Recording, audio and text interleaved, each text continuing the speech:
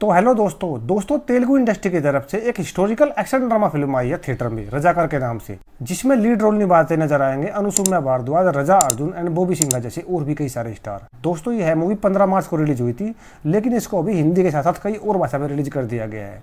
मैंने देखा Hindi dub version में। तो कैसी है मूवी, आइए थोड़ी बात करते हैं। क्या ये मूवी आपको एंटरटेन करती है? हाँ। और क्या इस मूवी के लिए अपना कीमती टाइम देना वर्ती है? हाँ भाई हाँ। तो बिना टाइम वेस्ट के शुरू करते हैं। हेलो, मेरा नाम है अशोक कुक्कर और आप देख रहे हैं कुक्कर रिव्यू पॉइंट। दोस्तों इस मूवी का डायरेक्शन, इसकी राइटिंग और इसके स्क्रीन प्ले को लिखा है यत्ता सत्यनारायण जी ने, जिसका बजट मात्र 10 करोड़ के आसपास है। एनीवे, बात करें स्टोरी लाइन की।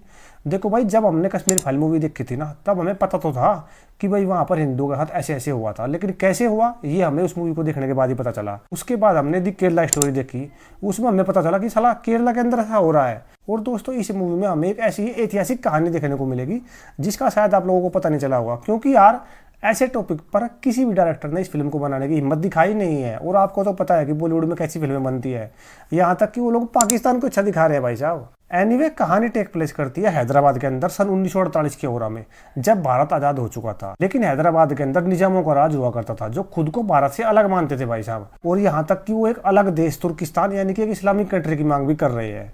और इसके लिए उन्होंने रजाकार नाम की एक पैरामिलिट्री टाइप की फोर्स खड़ी कर रखी है, जो कि पुलिस की तरह वर्दी पहनते हैं। और ये सब मिलकर हिंदुओं के ऊपर कैसे कैसे अत्याचार करते हैं, कैसे उनकी बहन बेटियों को इज्जत लूटते हैं, कैसे उनके मंदिर को तोड़ते हैं, कैसे उनके घर को जलाते हैं और कैसे पूरे के पूरे गांव को खत्म करते हैं। यहाँ तक उनकी गायों को मार के खा रहे हैं भाई साहब, और कैसे उनको बच्चों को भी मार देते हैं।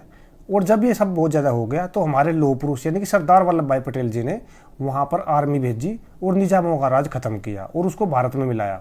ये सब कुछ आपको इस मूवी में दिखाया जाएगा, जिसकी लेंथ वेरी करती है ऑलमोस्ट 2.5 घंटे के आसपास।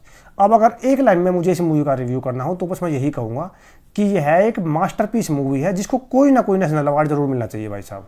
परफॉर्मेंस की बात करें तो दोस्तों इस मूवी में जितनी भी स्टार कास्ट ने काम किया है ना भाई, सबका काम अच्छा था। स्पेशली राजा अर्जुन सर का, जिन्होंने कासिम रिजवी के किरदार में जान भर दी है भाई साहब। ऐसा लग रहा था कि उन्होंने वो रोल निभाया नहीं बल्कि जिया है। और ऐसा भी हो सकता है कि अगर वो आपके सामने आ जाए ना, तो भाई साहब उसकी एक्टिंग को देखकर आप उसको थप्पड़ भी मार सकते हो। दोस्तों ये मूवमेंट एक एक्टर के लिए बहुत बड़ी बात होती है। और भाई साहब तेज सापकू जी का काम भी मुझे काफ़ी ज़्यादा अच्छा लगा। उन्होंने सरदार वल्लभ भाई पटेल के किरदार को अच्छे से बैलेंस किया है, जिनको मैं और देखना चाह रहा था भाई साहब, लेकिन उनको स्क्रीन टाइम बहुत ही कम दिया गया है। और दोस्तों इस मूवी में जितनी भी सपोर्टिंग कास्ट थी ना भाई साहब, जो आए और अपना काम करके चले गई, सबका काम अपने अपने लेवल पर बहुत अच्छा था। यानी कि परफॉर्मेंस वाइज ये है मूवी अच्छी है, जो आपको बिल्कुल भी डिसअपॉइंट नहीं करेगी। बात करें पॉजिटिव की, दोस्तों सबसे पहले तो मैं इस मूवी के मेकर्स को एक सैल्यूट करना चाहूंगा, जो उन्होंने बिना डरे और बिना लाग लपेट के सच को दिखाने की हिम्मत दिखाई है कि कैसे महाराष्ट्र, तेलंगाना और तमिलनाडु के हिंदुओं के ऊपर किस किस तरह के अत्याचार हुए। उनके ऊपर ऐसे अत्याचार हुए थे दोस्तों जिनको मैं बता नहीं सकता। और आप अगर फिल्म में देखोगे ना, तो आप सोचोगे यार ये देखने में इतना बुरा लग रहा है, तो जिनके ऊपर हुआ है वो कैसे हुए होंगे। उनकी बहन बेटियों के साथ बलात्कार किया गया, उनके घरों में आग लगा दी गई, उनके बच्चों को मार दिया, और इवन पूरे के पूरे गाँव के आदमी को मार दिया भाई साहब। और उनकी औरतों को उठा ले गए, बोले कि बच्चे पैदा करो और अपनी स्ट्रेंथ बढ़ाओ। और दोस्तों इस मूवी में कई सीन तो ऐसे दिखाए गए हैं जिनको देखकर आपका खून खोल जाएगा भाई साहब, कि कैसे उनका धर्म परिवर्तन किया गया, कैसे पंडितों की चोटी काट दिया, उनका जनेऊ को तोड़ दिया गया। ये सब कुछ बिना डरे हुए और बिना लाग लपेट कर दिखाया गया है, जो चीज़ें काफ़ी ज़्यादा अच्छी लगी मुझे। मूवी टेक्निकली भी वेल मेड है, मूवी की सिनेमाटोग्राफी बहुत ज़्यादा अच्छी है, एक्शन सीक्वेंस को बहुत अच्छे तरीके से शूट किया गया है, इसमें कोई डाउट नहीं है। और दोस्तों इस मूवी के जो CGI और VFX है ना भाई, वो भी अच्छे थे इसके बजट को देखकर। यानी कि VFX रिच लग रहे थे भाई साहब, और मूवी में आपको मजा आएगा।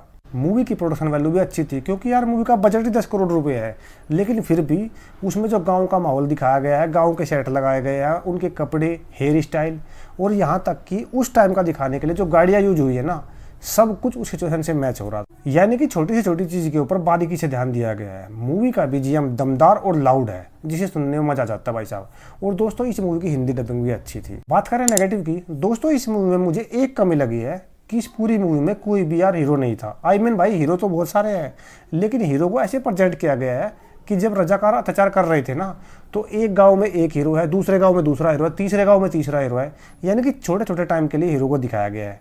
कोई ऐसा मैन हीरो नहीं था जो पूरी की पूरी मूवी को अपने कंधे पर उठा सके, उसको क्लाइमैक्स तक खींच के ले जा सके। इस चीज की मुझे थोड़ी कमी लगी है। हालांकि इसको नेगेटिव पॉइंट तो नहीं बोल सकते, लेकिन अगर ये होता तो बहुत ज्यादा अच्छा रहता मूवी के लिए।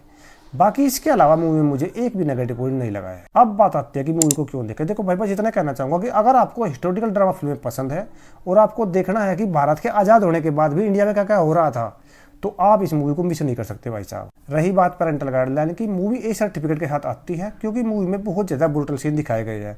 हालांकि कोई न्यूड सीन या वल्गरिटी नहीं दिखाई गई है, तो आप इस मूवी को अपनी फैमिली के साथ जरूर देख सकते हो भाई साहब। स्टार कास्ट की दमदार परफॉर्मेंस, बेहतरीन डायरेक्शन और एक रियल इंसिडेंट को बहुत ही नेचुरल वे में हमारे सामने रखने के लिए मैं दूंगा इस मूवी को 5 आउट ऑफ 5 स्टार।